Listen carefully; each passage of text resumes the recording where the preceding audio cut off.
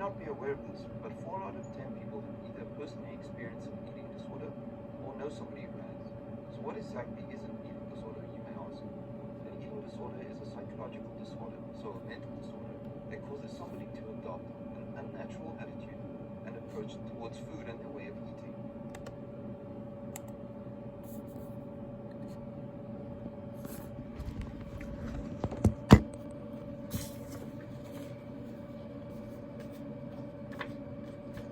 What is your favorite food to eat?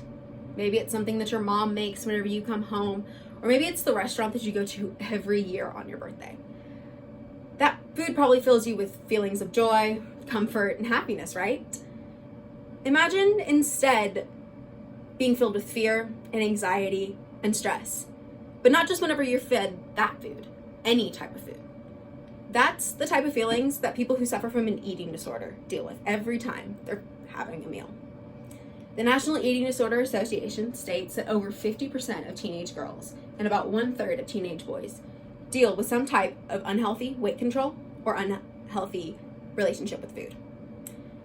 Now I know y'all are all probably feeling a little bit guilty of choosing the healthier option on a menu. I'm guilty of that too. But today I'm going to tell you everything you need to know about disordered eating and eating disorders. I'm going to tell you about what defines them, who they affect mostly, how they're developed sometimes, and some of the long-term effects of eating disorders and eating disorder recovery. I'm going to make you an expert on what it means to have an eating disorder. So let's start off and define an eating disorder. The National Institute of Mental Health defines an eating disorder as an often severe and fatal disturbance in an individual's eating patterns or food thoughts. There are like 3 subcategories of an eating disorder. There's anorexia nervosa, which is the restriction of calorie intake. You do not eat enough food to maintain a healthy body weight. There is binge eating disorder, which is overeating a large amount of food in one sitting.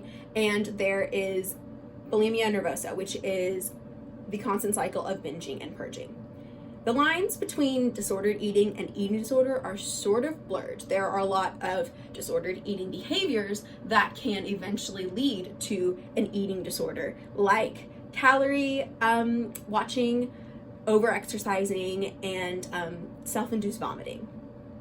So now that we know what an eating disorder is, let's talk a little bit more about who they affect and how some of them are developed. Statistically, you are more likely to develop an eating disorder if you're a woman than a man, but that does not mean that men do not develop eating disorders or have an unhealthy relationship with food. The Eating Disorder Recovery Center states that over 30 million people are affected by an eating disorder worldwide. Statistically, females aged 15 to 25 are most prevalent to fall victim to these disordered eating habits. There's not exactly 1 or 2 specific causes for an eating disorder. Scientists and psychologists alike agree that there are a majority of psychological, genetic, and social factors that influence disordered eating. But in the past decade or so, as social media has become an increasingly large part of our lives, there has also been a subsequent increase in the amount of females, young teenagers that fall victim to this disordered eating.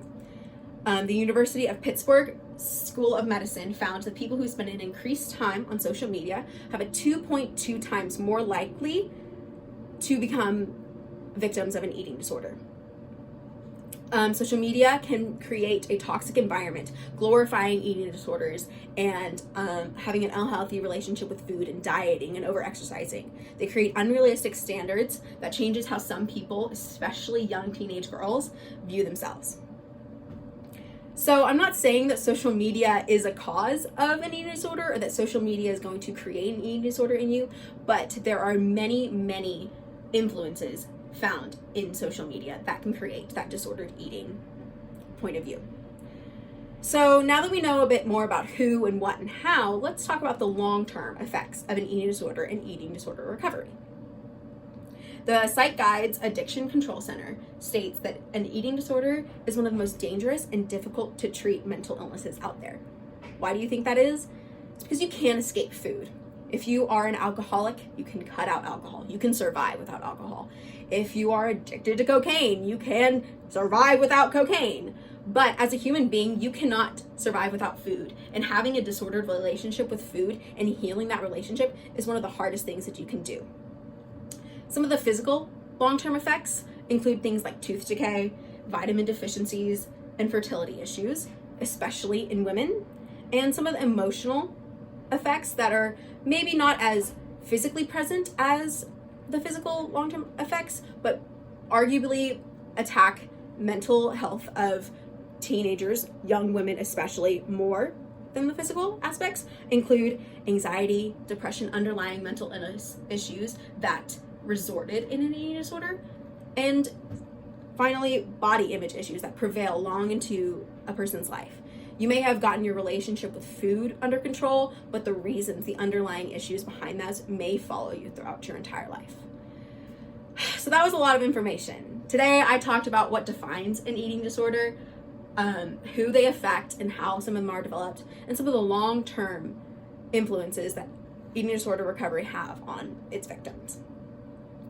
So next time you are at a restaurant and you have a menu in front of you and they have options, maybe some that are a bit more healthy and some that are a bit less healthy but just as good, you are going to be able to, because of my speech, define what those disordered eating thoughts are, truly what they are. They are irrational, they're irrelevant, and they're disordered, and they don't matter. So choose what you want on the menu.